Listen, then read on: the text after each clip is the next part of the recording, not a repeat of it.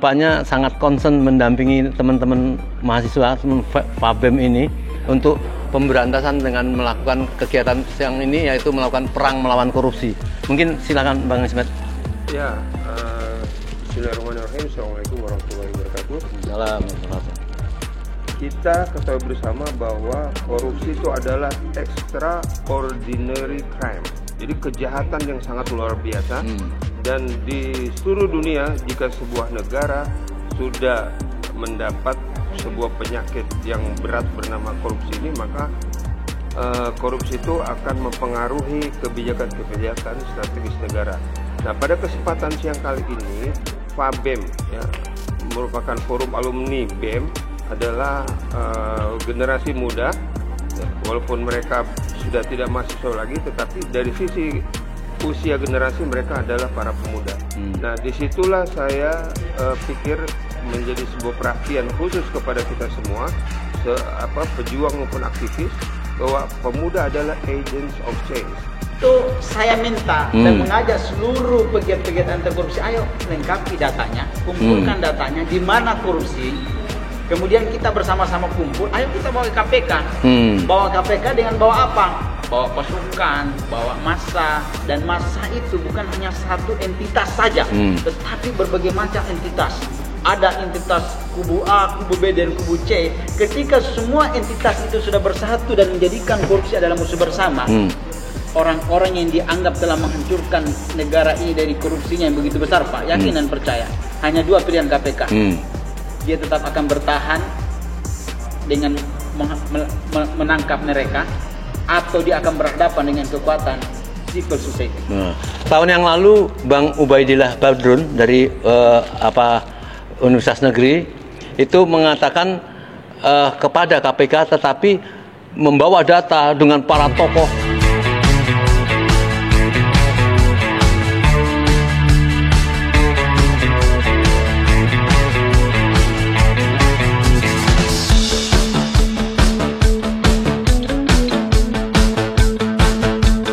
Assalamualaikum warahmatullahi wabarakatuh.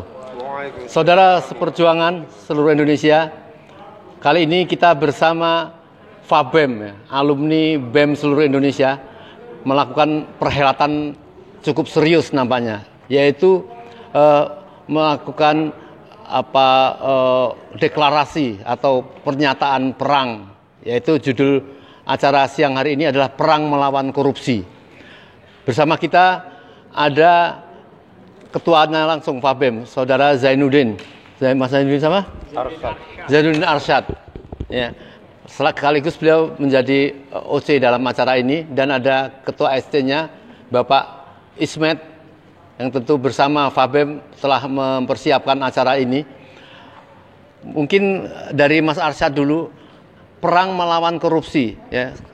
Apa yang menjadi target atau nampak yang memang harus segera dilakukan perang terhadap korupsi ini? Mungkin Mas Zainuddin bisa menceritakan. Jadi korupsi itu adalah pengkhianat. Pengkhianat itu harus diperangi, bukan lagi ditolak atau dicegah, tapi metodenya harus diperangi.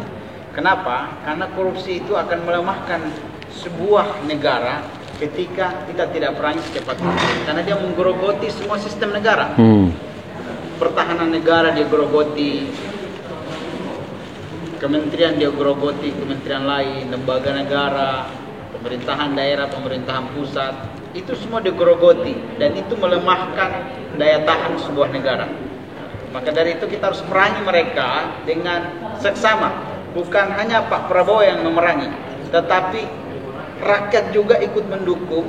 Bukan Pak Purbaya saja yang harus teriak, tetapi rakyat juga harus sama-sama membackup, gitu, sama-sama memerangi. Karena ini teriakan berperang ini kan sudah berkomandan dari kepala negara, berarti rakyat juga harus menyambut dengan semangat heroik bahwa peperangan ini harus kita mulai dari sekarang, dan kita gelorakan dari Sabang sampai Merauke, sehingga korupsi ini bisa kita kurangi secepat mungkin. Kalau mau menghilangkan itu mungkin masih berat, Pak, ya. Iya. Tetapi kalau mengurangi mungkin masih ada peluang lah untuk segera kita kurangi sebelum geopolitik semakin memanas. Kenapa? Ketika geopolitik semakin memanas, gempuran dari luar itu akan semakin besar.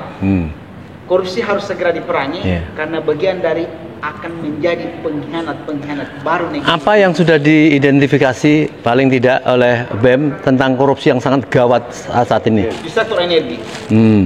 Itu korupsi sangat gawat kok. Sampai ada yang korupsi 1.000 triliun, Pak. Bayangin. Gila nggak, Pak?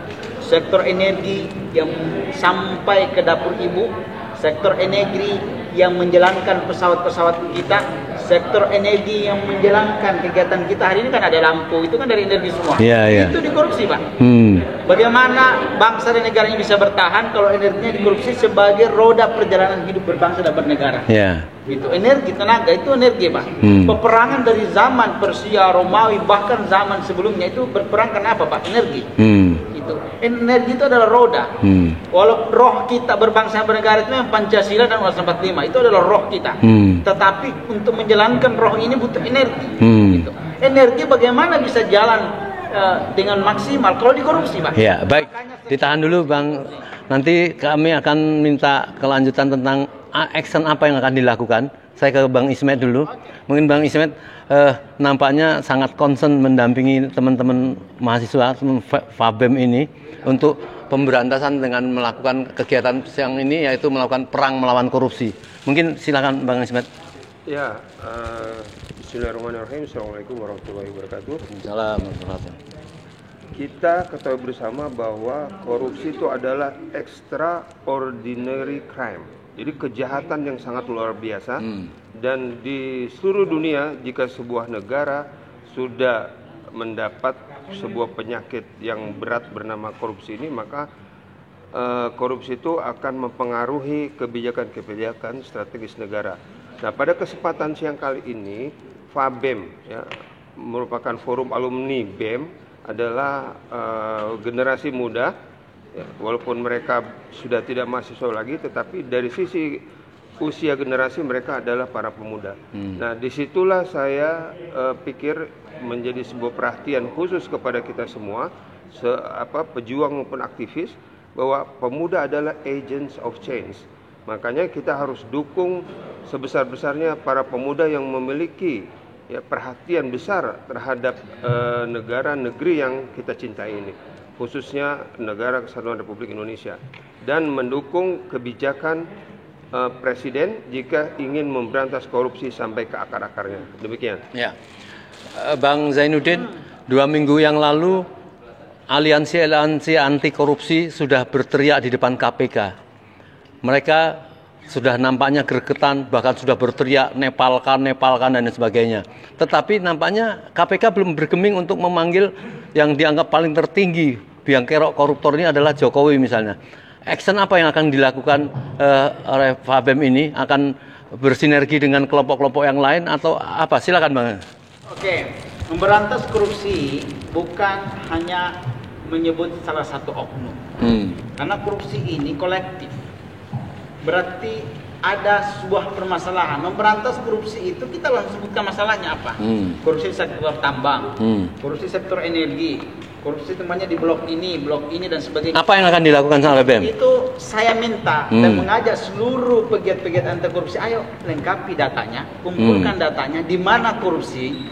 Kemudian kita bersama-sama kumpul, ayo kita bawa ke KPK. Bawa KPK dengan bawa apa?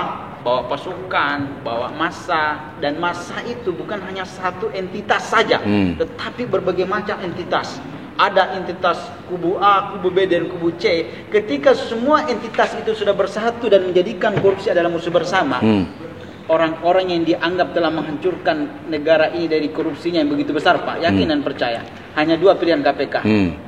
Dia tetap akan bertahan dengan menangkap mereka, atau dia akan berhadapan dengan kekuatan civil society.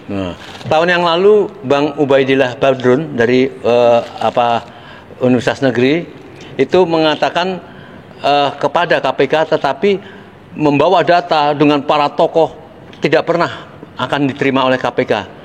Andai kata misalnya data yang sedang disiapkan oleh para FABEM ini saya kira cukup bagus, KPK pun tidak mau menggubris seperti itu. Apa yang akan dilakukan? Kalau mamanya tidak dilakukan, maka kita mendesak presiden. Dia sebagai kepala negara. Lari kepada presiden. Dan juga sebagai kepala pemerintahan. Beliau memegang dua sisi. Kepala negara, kepala pemerintahan. Beliau mengatakan perang, kita sebagai rakyat, kepala negara ngomong begitu, berarti kita harus perang. Karena dia memegang identitas sebagai kepala negara. Kepala negara itu tidak harus selalu bersentuhan langsung instruksi. Tetapi kata-kata seorang kepala negara itu bisa menjadi bagian dari makna bagi kita untuk bergerak. Kepala negara, Pak. Artinya kalau kepala negara, Presiden Prabowo terhadap ini tidak merespon, itu akan berbahaya untuk kepala negara itu sendiri. Nah, kalau beliau tidak merespon dengan baik, maka itu memang akan berbahaya, kurang elok dan kurang baik. Berbahaya kita nggak bisa mengatakan demikian, tetapi sebaiknya beliau merespon dengan baik, karena ini suara anak muda, suara rakyat, dan suara berbagai macam entitas ini harus direspon dengan baik seorang kepala negara, sehingga negara kita dengan baik. Karena orang yang bersuara ini kan karena cinta kepada bangsa, bukan karena benci kepada bangsanya loh. Kecuali kita mau makar, mau menumbangkan presiden dan sebagainya, bolehlah. Tetapi ini murni karena kecintaan kepada bangsa. Orang yang kita musuh ini kan orang yang mau menghancurkan bangsa, sedangkan kita ini mau ribut-ribut, mau turun demo, mau bersuara, mau bikin cuma bakar-bakar ban dan sebagainya, itu kan karena memang kecintaan kepada bangsa.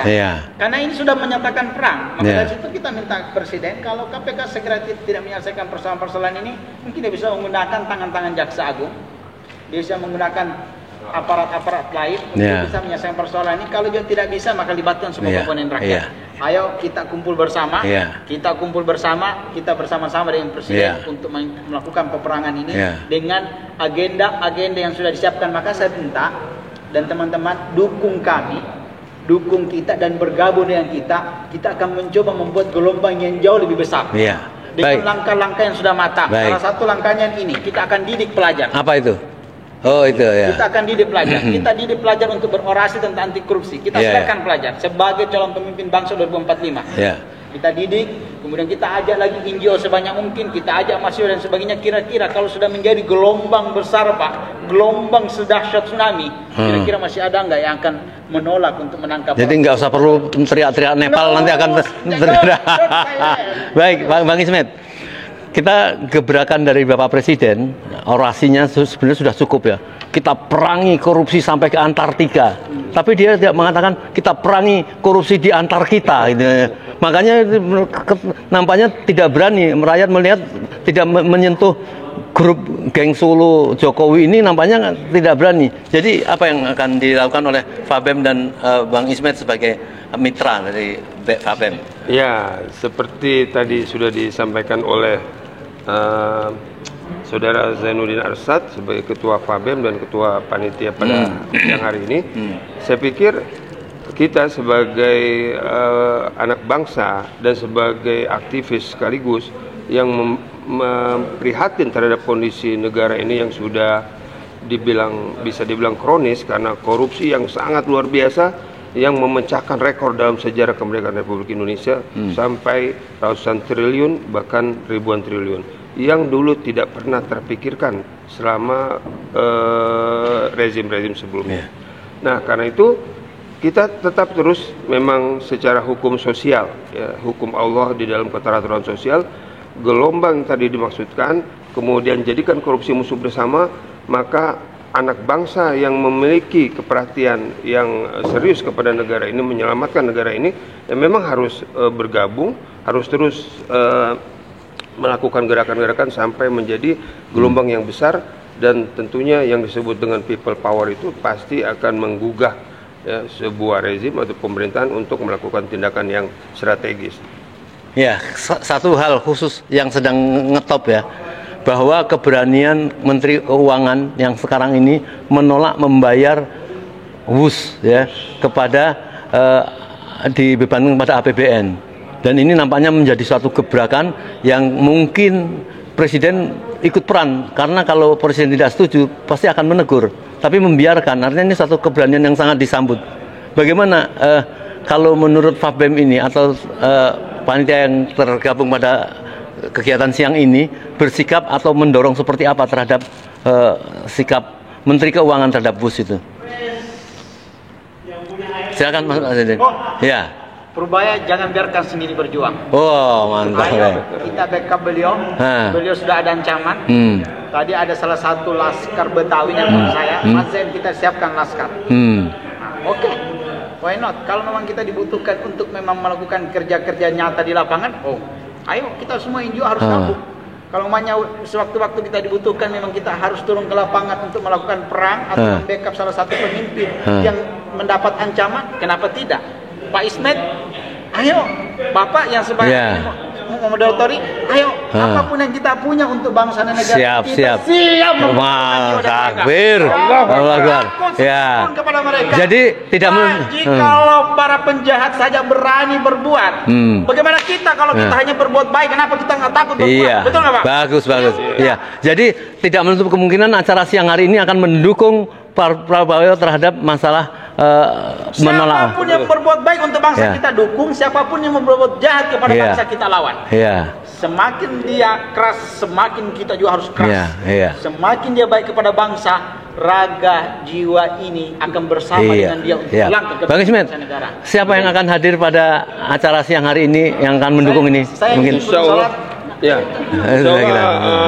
Acara FABEM ini perang melawan korupsi akan didukung oleh FPP TNI, UI Watch, Petisi 100 dan TPUA sebagai kita sebagai pengacara untuk membackup para mahasiswa pemimpin masa depan Indonesia. Iya, baik saudara sekalian, insya Allah kita sudah ketemu dengan pimpinan OC dan SC-nya dalam acara ini, yaitu perang melawan korupsi, yang insya Allah pasti akan segera bergabung dengan forum-forum aliansi-aliansi masyarakat yang akan bergerak untuk menangkap, mengadili biang koruptor, ya. Tentunya tidak Jokowi saja, tapi dengan kroni-kroninya, dengan gerombolan-gerombolan yang menciptakan rezim yang mengakibatkan rezim terkorup yang dinilai oleh OECRP ini, Jokowi ini menjadi orang yang terkorup dan membuat kejahatan sedunia nomor 2. Semoga acara siang hari ini sukses. Assalamualaikum warahmatullahi wabarakatuh. Waalaikumsalam warahmatullahi wabarakatuh.